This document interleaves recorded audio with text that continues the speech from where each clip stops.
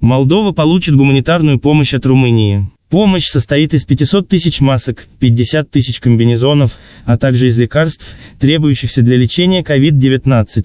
Глава правительства Молдовы Ион Кику 30 апреля провел встречу с министром иностранных дел Румынии Богданом Ауреску. В ходе переговоров глава МИД сообщил о том, что Румыния приняла решение о предоставлении Молдове в качестве гуманитарной поддержки 500 тысяч защитных масок, 50 тысяч костюмов и медикаментов, которые необходимы для лечения инфекции коронавируса. Об этом сообщает пресс-служба правительства Молдовы. На встрече также присутствовал румынский посол Даниэль Ионицея. По словам Ауреску, для данной гуманитарной помощи румынские власти предоставили 16,5 миллионов румынских леев. Отмечено, что руководство Румынской Республики также направило 52 человека, 41 из которых являются медицинскими сотрудниками. Они будут помогать молдавским коллегам в борьбе с коронавирусной инфекцией. Специалисты из Румынии будут работать в Молдове 15 дней, начиная с 30 апреля включительно. Кику подчеркнул, что некоторые прибывшие медики также предоставляли свою помощь в Италии, а теперь прибыли для обмена опытом в Молдову.